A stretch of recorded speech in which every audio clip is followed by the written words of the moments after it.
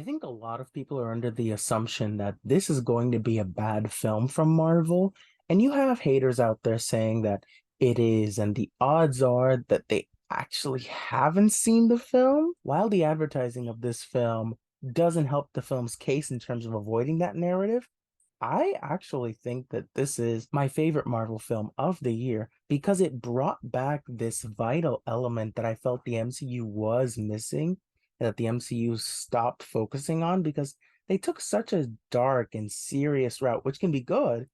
But one of the main elements that an MCU film needs to be successful is fun.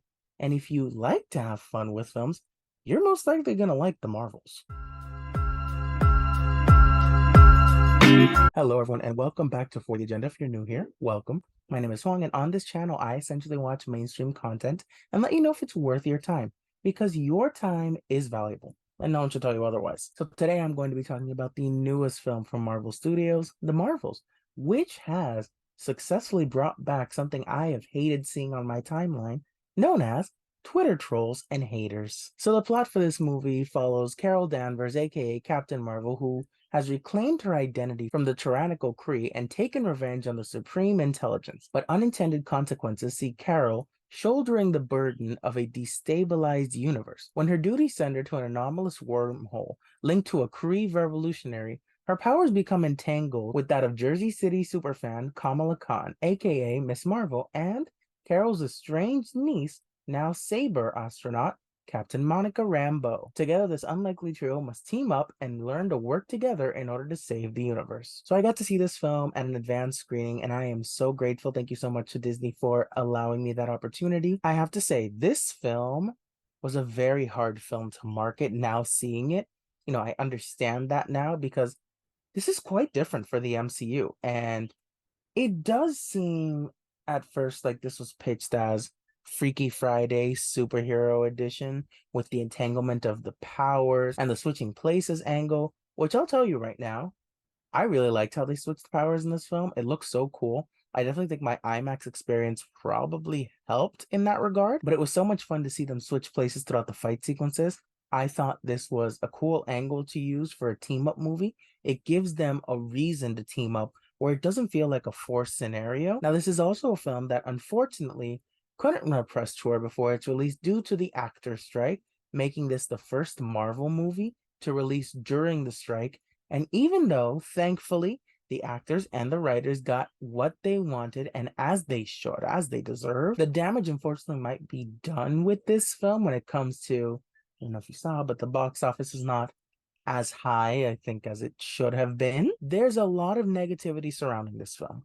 But honestly, this is a great film. In a time where superhero fatigue is being questioned, The Marvels reminds you how fun a superhero film can be when you have a director that does a great job at making it feel like you're watching a comic book come to life. A recent complaint amongst Marvel fans is feeling like you have to consume every project to understand every upcoming film.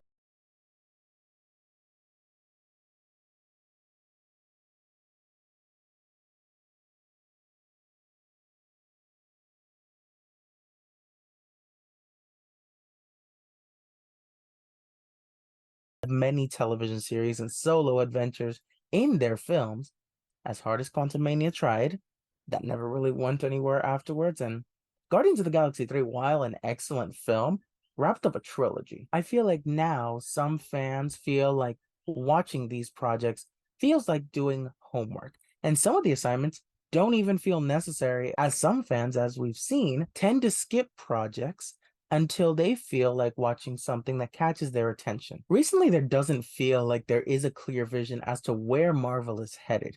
You've had some hints, but there isn't an exact huge villain that the films are setting up for an Avengers level mission, a multiverse storyline that, while at once sounded promising, has not been delivering for fans, especially with the adaptation of the Secret Invasion comic being one of the worst reviewed MCU projects. Yet this is one of the best Marvel comics. I haven't seen the show. I'm unfortunately one of the fans who recently, due to all of these TV shows, I can't keep up. I know I have to find a way to keep up. But ever since I read that comic, I knew it needed to be an Avengers film not a series, which is something they could have built towards. And something I thought the first Captain Marvel film was building towards with the introduction of the scrolls. But leaving the Marvels, it actually felt like you're headed somewhere with Marvel again. True fans know that Deadpool 3 and Secret Wars are the next big MCU projects that have people excited because there are a lot of scenarios that could happen in those films, and the rumors for it are actually insane, which does provide a path moving forward for these films. And a film like The Marvels, again, it brings back that feeling of maybe Marvel's actually going somewhere. This could actually be really cool if we go down this path, especially when it comes to expanding the cosmic universe within the MCU. So, with all that being said, do you have to do homework to watch The Marvels? While in theory, you think you'd have to rewatch Captain Marvel, WandaVision, and Miss Marvel, I have to say you actually don't. This film does a perfectly good job at setting everyone up, catching people up to speed, and getting right to the chase. And I'm someone that never saw the Miss Marvel show, but after seeing this film, I kind of want to check it out. Before this film, I saw Captain Marvel in theaters. I was obsessed with WandaVision when it first came out, and that's the only Marvel show I've actually finished to date for now. Hopefully, I can fix that. Now, this isn't a very divisive film, which is weird given that online, on Twitter, or X, however you want to call it, it feels like it is, but it actually isn't. This is a film that I feel is better than the first Captain Marvel film. I actually ended up liking Carol Danvers a lot more in this film. I think this is the best portrayal of the character on screen that we've gotten. And the one where it seems like Brie Larson is having the most fun and the best time playing this character. This isn't the greatest film you're ever going to see. I can admit to that. It's not.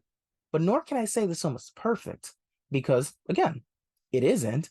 But this is a really good time. If you have an open mind and aren't predisposed to hating this film when you go into this, you're going to be pleasantly surprised. Now, again, I got to see this film in IMAX, and I feel that was the coolest way to experience this film. I got to sit with a fellow critic, and she's up to date on Marvel, and she was excited to see this film. So naturally, the vibes were right.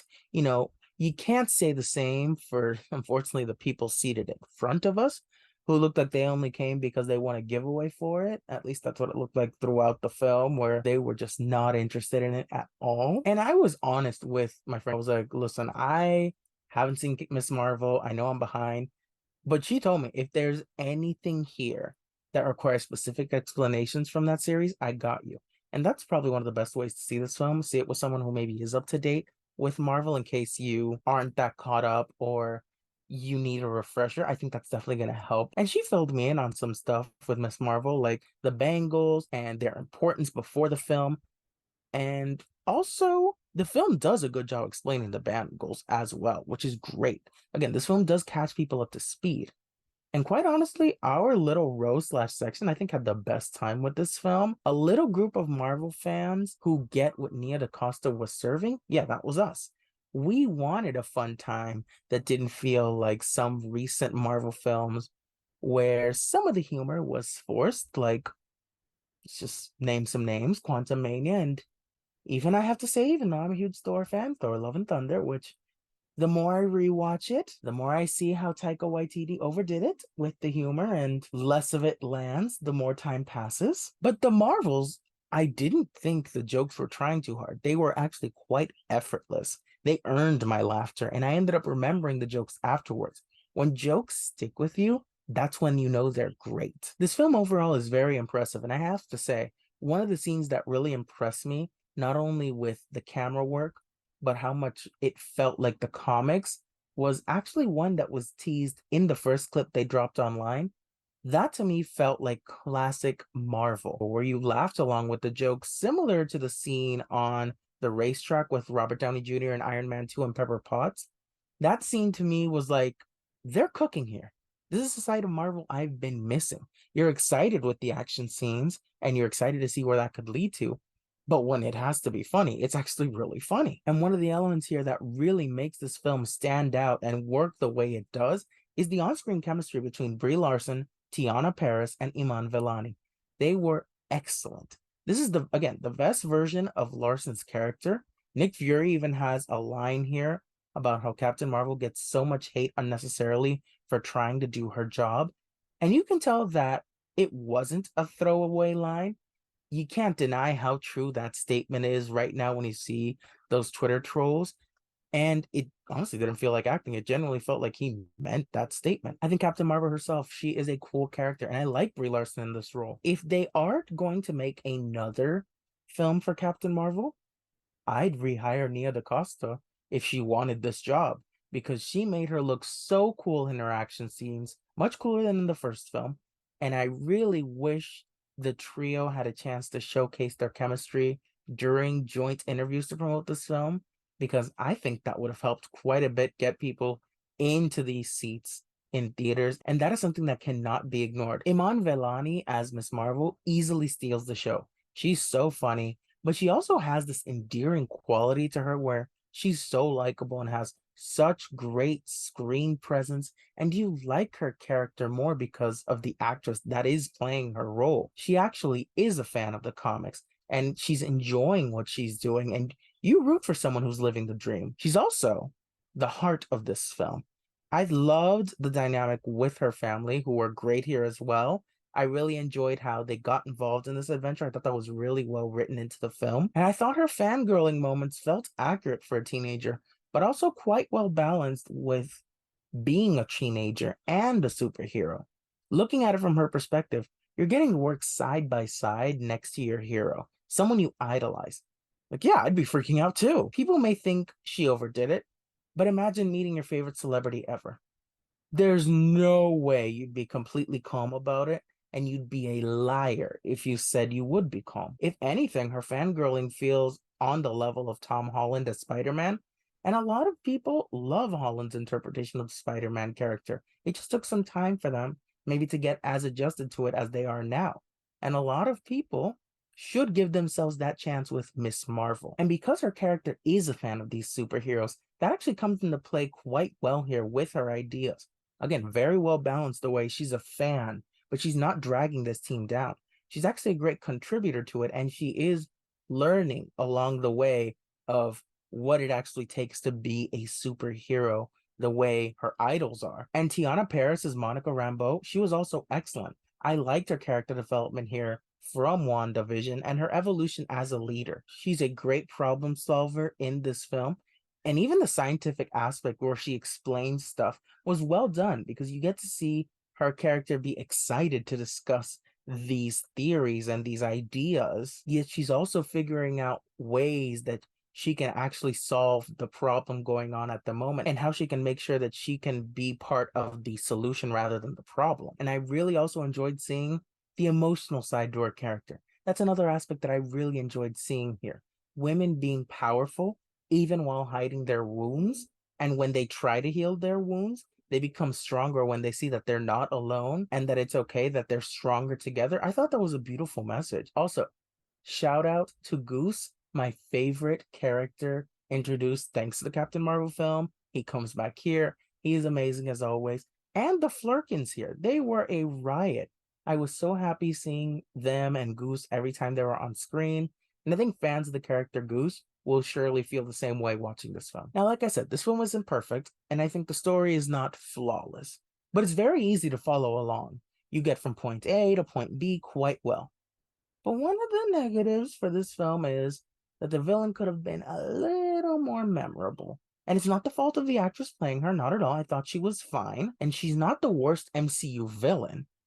But like sometimes happens with fans of the comics, it just doesn't live up to the excellence of previous villains from other comic book stories. And when you start to compare them, you start to see a bit of a decline in quality. The MCU right now does have a villain problem. You cannot deny it, in the way that they aren't clicking with major audiences and aren't written as strongly as they should be. And I hope they address that soon. Because like I said, right now, there is no big villain that I can point out. But thankfully, with this story, there are a lot of surprises in this film. And I appreciate that while the trailers are not as well as they should be, they don't spoil these surprises either, even though social media might. Unfortunately, audiences have to start staying away from social media until they see the big spoiler heavy movie, because once it's spoiled, your enthusiasm to go see the film goes down. And not even YouTube is safe anymore, which is nuts. The film showcases these cool cosmic adventures. And I think Nia DaCosta, again, she does such a great job here. And she made space in the MCU look cool. Guardians 3 did too, as did Thor Ragnarok. I think those three films, when it comes to exploring Marvel Cosmic and even Eternals, those four actually, those four make Marvel Cosmic seem cool, exciting, and fun. And I gotta say, I really enjoyed the runtime. I really appreciated it. I didn't feel it needed to be cut down, nor did I feel like it needed to be extended to a higher degree. I would have spent more time with these characters, absolutely.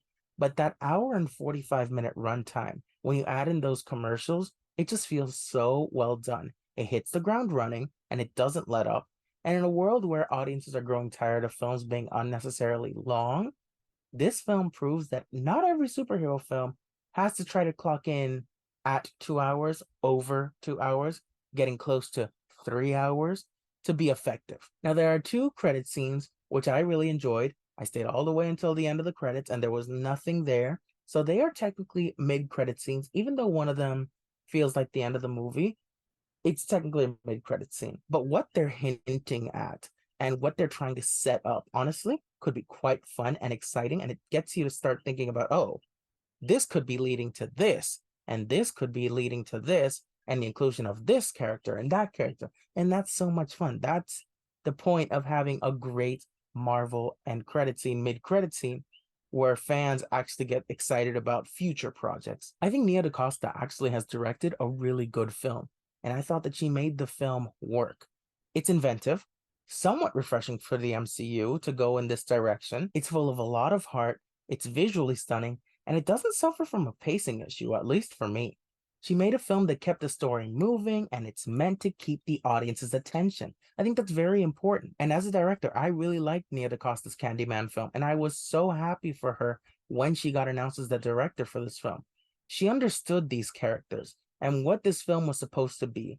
And that's the kind of director blockbusters need. And it's actually quite insane to me to think that this project people are thinking is worse than Quantumania, because the more I think about that film, the less I remember it. So with all of that being said, if you are at all interested in watching The Marvels, go see this. Watch this film by yourself. Watch it with a group of friends. Watch it with someone who's a really big fan of Marvel Comics if you want, who also want to see this, and form your own opinions. That's what matters at the end of the day. And I will say about The Marvels, like recent films such as Bottoms, Megan, and even Teenage Mutant Ninja Turtles Mutant Mayhem, this kind of has a fun sleepover party vibe where you get a group of friends together and enjoy the fun being had on screen. You know, you had great foods, you get a couple of great sodas, and even if it's not a sleepover, just a movie night, it still works in that regard. I think fun is important when everything gets too dark and serious in life. We turn to enjoyable entertainment for an escape from that reality, even if it's for a little while. Hence, what Marvel Comics meant for many fans. And this film serves that purpose. It's something people can enjoy without feeling like you're committed to do so much homework. It's popcorn fun that will distract your brain for a little while, and you walk out and you say, wow, that was such a great time. I missed that feeling. I really enjoyed this film. I cannot wait to see this film again. And I hope you give this film a chance. So that is my review of The Marvels. Thank you so much for watching. If you like this video, you can hit the like button and subscribe. I'd greatly appreciate it. You can follow me on Twitter, Letterboxd, and TikTok at Leading Mohicans. And remember, regardless of what others feel about the things you love, it is always for the agenda. Bye.